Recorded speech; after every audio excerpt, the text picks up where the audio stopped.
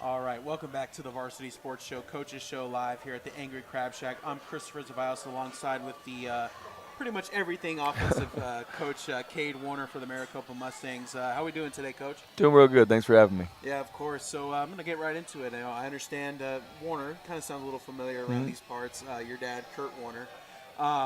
He's a database. He's been on probably the greatest offense in NFL history.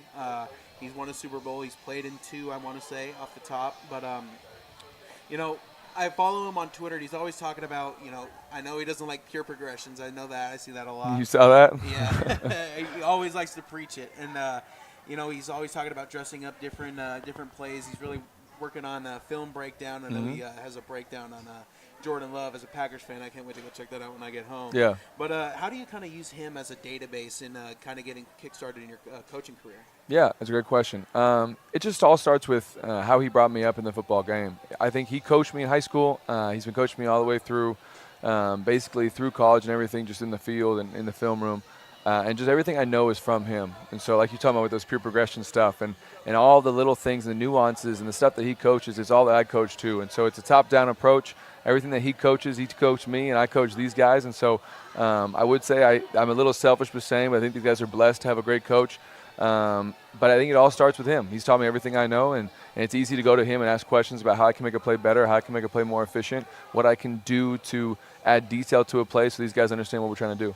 No, I'm going to ask you just a quick sidebar question. Do you like pure progressions? No. You can ask Will. I don't think he knows what he's looking at half the time. I think he just throws it to whoever he wants to throw it to. But no, I do not like pure progression. I like an offense and a play that can attack multiple things, has answers for everything the defense is going to give us. And I think pure progression oftentimes either has you playing in the sandbox or doesn't allow you to understand what you're truly looking at instead of just going 1, 2, 3, 4, 5.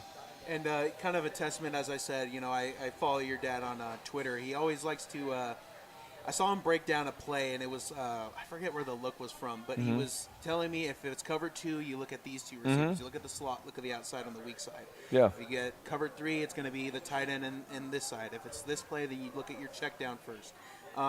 So kind of like different matchups and stuff. How do you implement that into coaching these guys over here? Exactly that, and I would love to hear Will's answer on this too. But I think throughout the week, throughout the game plan, there's a who, what, where, why, when about a certain play.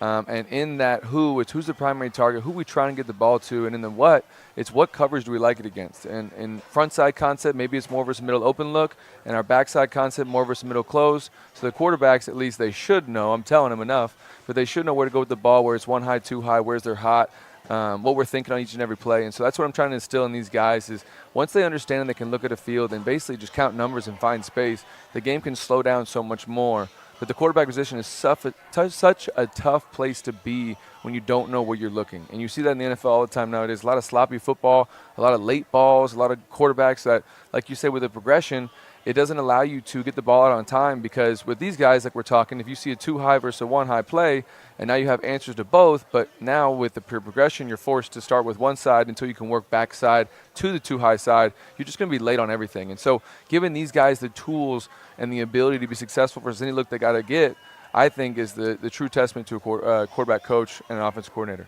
Absolutely, and I kind of want to get into to your upbringing a little bit. So I understand you were with Kansas State in 22 and a couple years prior to that, but in your final season, 22 Big 12 championship team, and you guys played a lot of teams in the Big 12, including that 2022 TCU team. So obviously you've seen a lot of top programs in the college football world.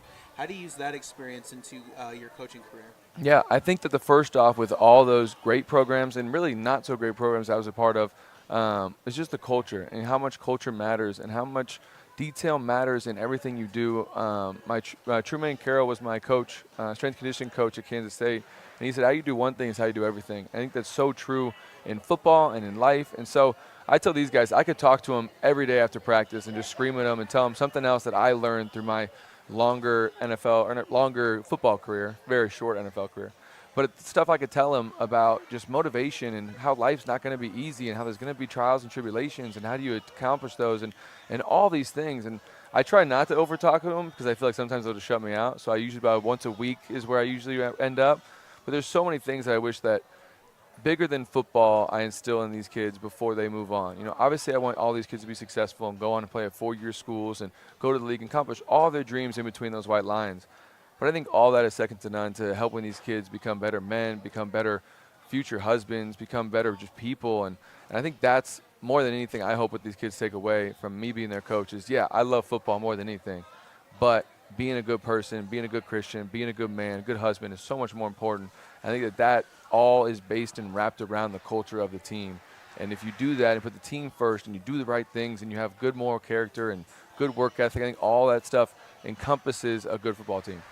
And then kind of expanding on your college career, so Big 12 championship, that probably a big stage, one of the bigger stages in football itself. So from going from that level to coming to coach at this level, what draws you to the junior college level? Yeah, that's a great question. So last year I got cut from the Tampa Bay Buccaneers and knew that I still wanted to be a part of football. I still had that itch to scratch. And Coach Monson and Coach Madasi were nice enough to give me the blessing to come and coach these guys last year. So last year I came and coached these guys with the ideology that, hey, I'll be here with you guys as long as I can, but the NFL is going to call me sooner or later, so don't fall in love with me yet.